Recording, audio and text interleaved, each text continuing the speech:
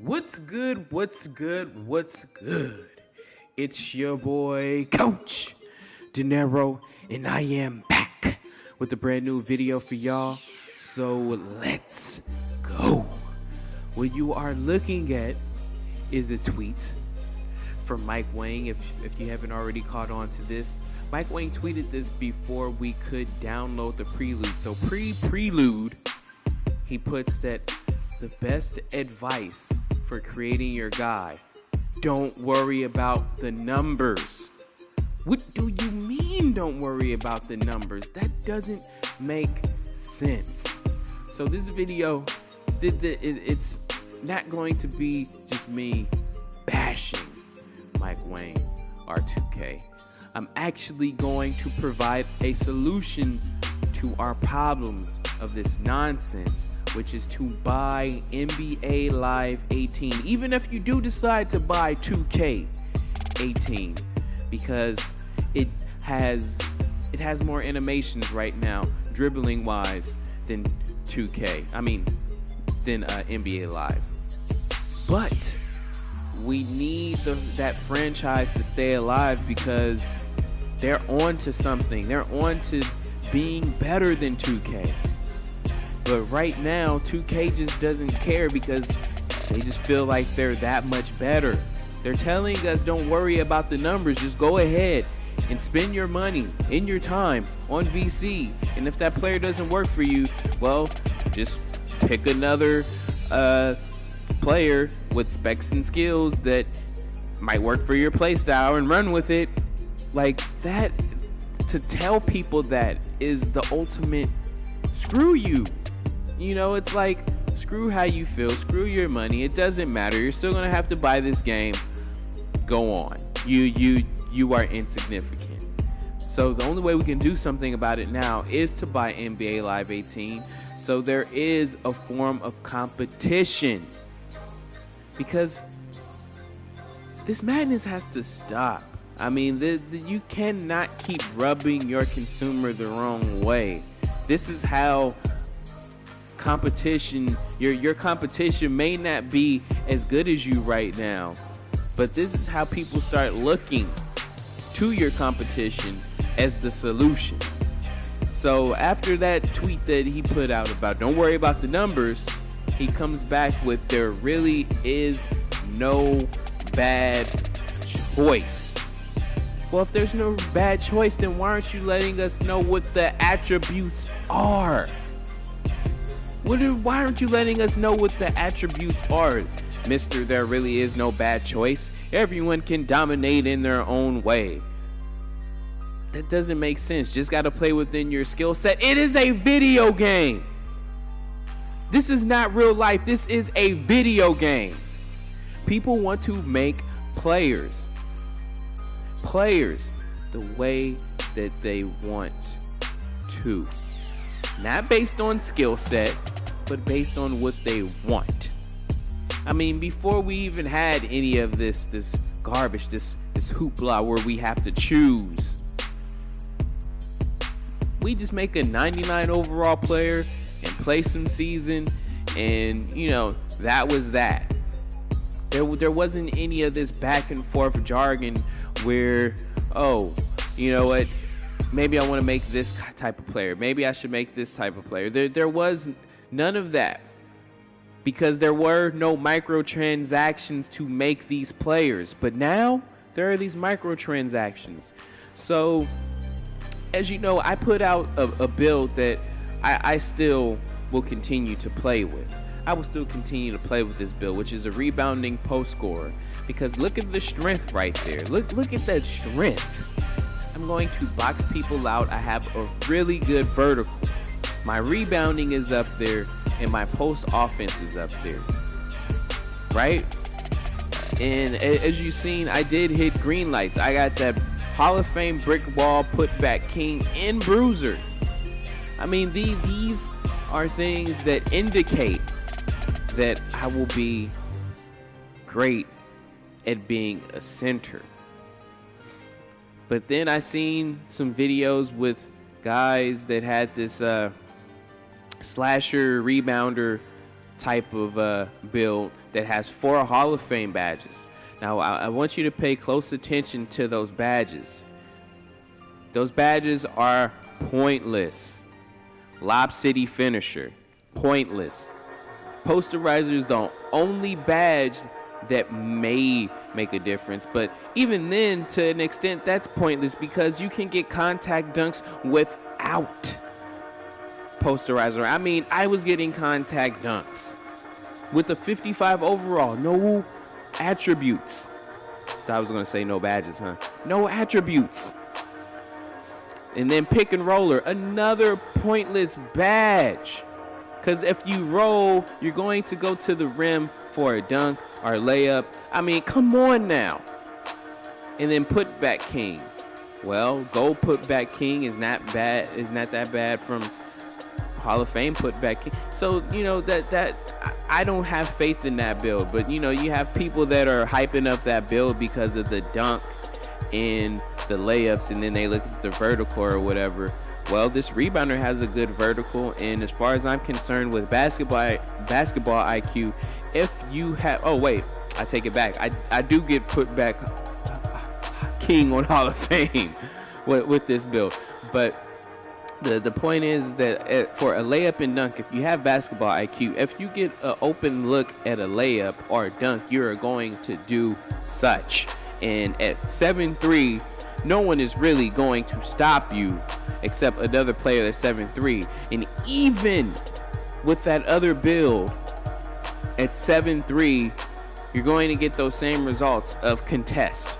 If you get contested, that layup is not going to be a good layup, and that dunk is not going to be a good dunk. So I'm not buying that build. They're like focused on the speed, and that became the issue to me. Is who's to say what the speed is? Now, if you remember from 2K17, a number of these attributes that caps that we bought were like 1s and 2s, and in some cases, because the game is broken, 0. I mean, for instance, on my sharpshooter that I made, I had an attribute cap left that I could buy, and I was gonna buy strength with it. I was gonna make my player stronger. So I was at like a 73 strength for my strength.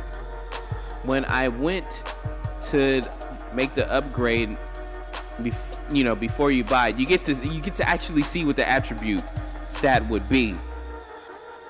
And that I'm gonna get into the big problem. But you get to see what the attribute stat is going to be before you make the purchase. The attribute stat boost was nothing. I still would have been a 73 strength and bought that cap with VC. So we're talking maybe I'm out of 7,000 or 10,000 VC, and I did not change my attribute stat with the purchase of that cap. What a waste. So it made me think about this post scoring and rebounding. Should I just flip the two? Because you still get Hall of Fame bruiser and brick wall, but you get more offensive badges and you can play more offensively. Now you do take a hit on the rebounding, but who's to say that rebounding difference isn't by 5 attribute stats or 6? It leaves me in a place where I'm not even 100% sure if I'm going to stick with the rebounding post scorer, because the post scorer rebounder might be better. Now, I do know the combinations of all the players that I mentioned. Those are great combinations, and those are the best combinations. But now it has me thinking, because I thought with the prelude we would get to find out more about the attributes, and maybe we can unveil the attribute caps because we could look at the player card. But there is no ability to look at a player card. You can't mess with any of this. We're just stuck in the dark. So, like I mentioned about buying some of those attribute stats or caps, and it didn't improve my attribute stat to that strength. Well, Who's to say that doesn't happen to this game? Who's to say that doesn't happen to this game? Who's to say that flaw is not existing in this game when there's over 180 some builds? You can't tell me that they made sure that that wouldn't happen, because mostly of what they did was use an algorithm. They use an algorithm to determine some of this stuff. They don't just go through it and handpick it, unless they purposely handpick for some of the attribute caps you buy to not actually change a stat. But yeah, I just don't understand it.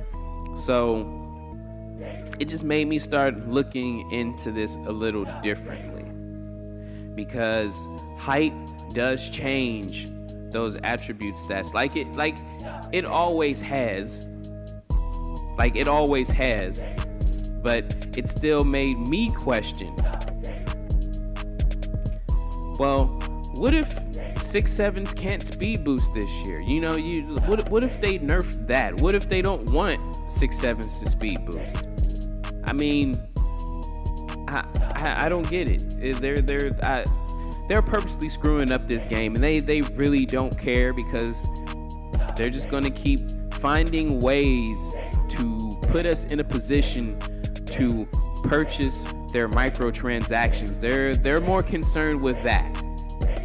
They're more concerned with that. So one of the builds, the number one build that I put at 6-7 because of speed boosting and such, the number one build I put at 6-7 is the build that everyone likes at point guard right now, which is the shot maker, the shot creating playmaker. Yeah, I put that out before your favorite YouTubers. I put that out.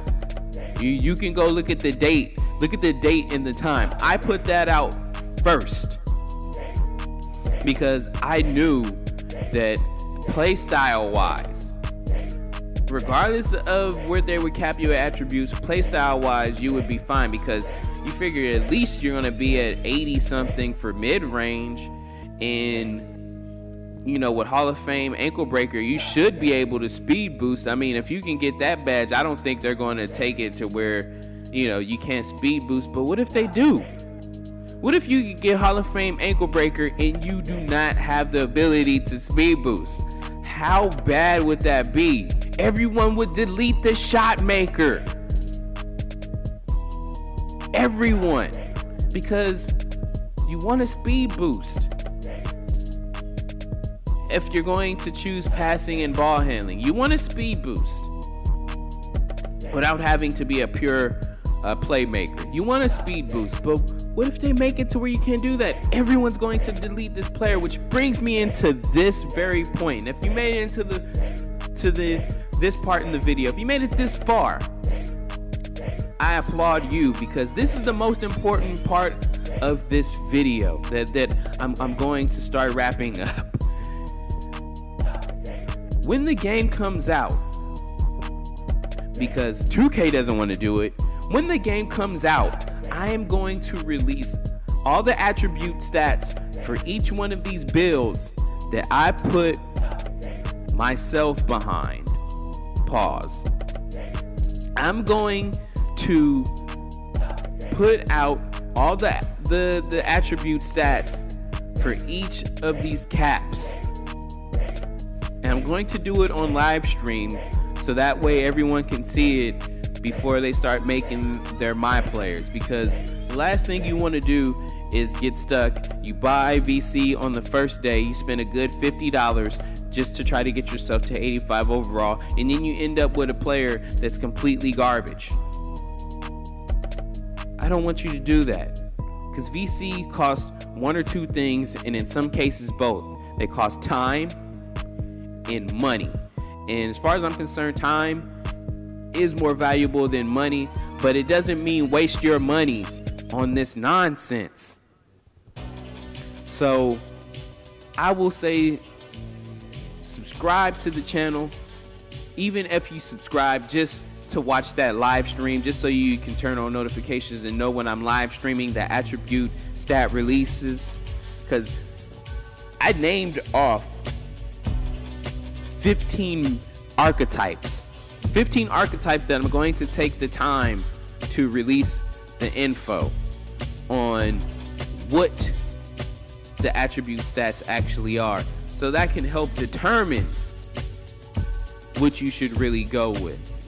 And I'm going to take a step further. I'm going to do the reverse of all of these builds that I named off, because these really are the best combined skills.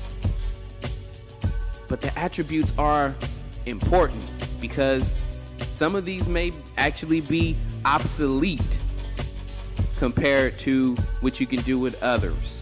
So yeah, I'm just stay tuned for that. Do not waste your time or money on making players that may become very much useless within the first week of playing the game. Allow me to guide and show you what the attributes are first. And you know, that's what I wanted to tell you guys today. But other than that, I hope y'all having a blessed day. I'm gonna get at y'all in the next video.